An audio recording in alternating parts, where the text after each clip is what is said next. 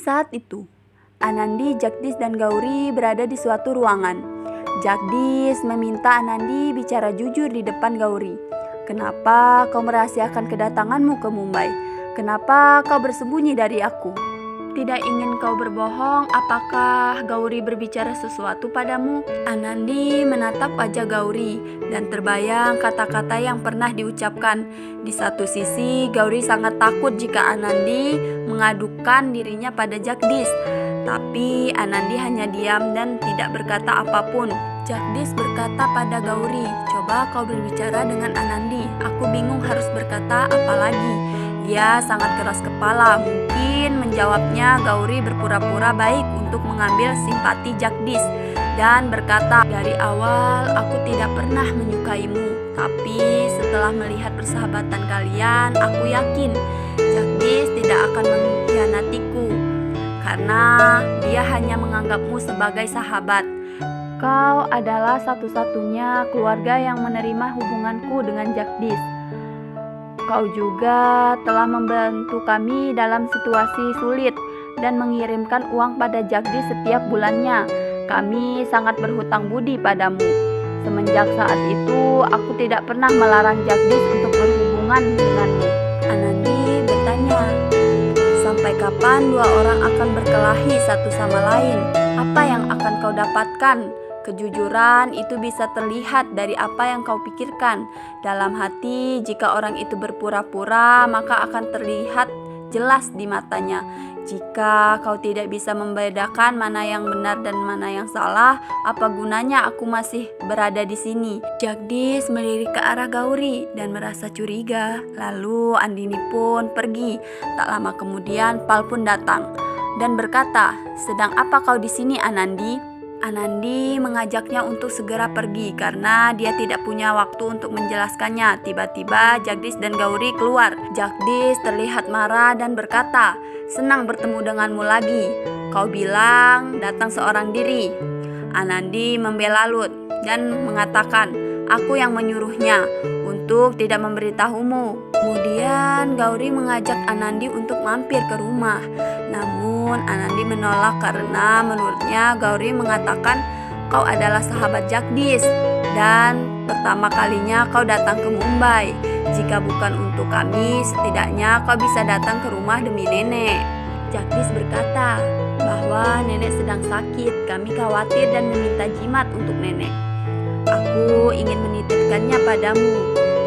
Aku mohon lupakan masa lalu, sekarang kita sudah menjadi satu keluarga." Anandi terpaksa setuju dan mengajak Lut pergi bersamanya.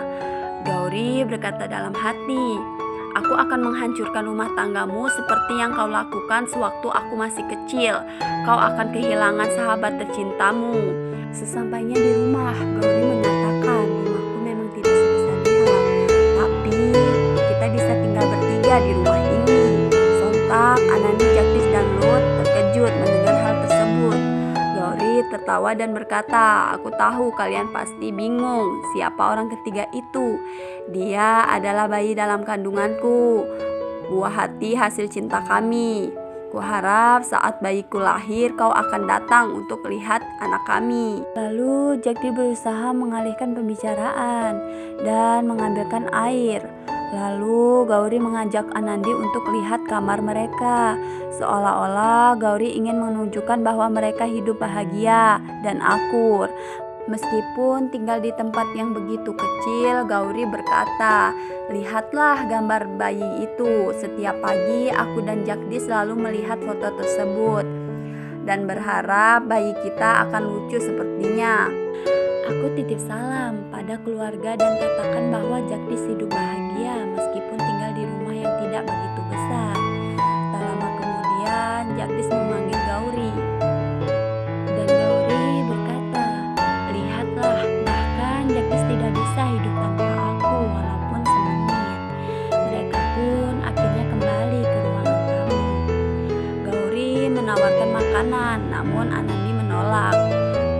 Jagdis meminta Gauri untuk membuatkan teh. Lalu Gauri pun pergi ke dapur. Jagdis berkata, "Lihatlah Nandi, Gauri telah banyak berubah. Dia bahkan mengajakmu untuk berkunjung ke sini. Kau tidak perlu sungkan lagi jika ingin menelponku.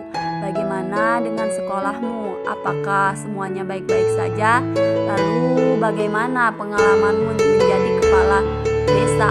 Pasti tidak mudah untuk menjalankannya, bukan? Anandi tidak menjawab pertanyaannya.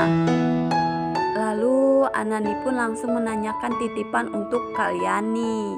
Dan Jagdish pun mulai panik. Gauri meninggalkan dapur dan meminta Jagdish masuk ke dalam kamar.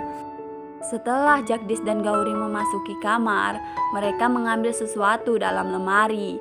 Jagdish bertanya, "Kenapa kau mengambil hadiah yang diberikan pasien saat kau menyelamatkan hidupnya? Ini adalah barang keberuntunganmu, namun akan memberikannya kepada orang lain." Gauri menjawab, "Tidak ada pilihan lain, Jagdish. Aku hanya ingin melihatmu bahagia.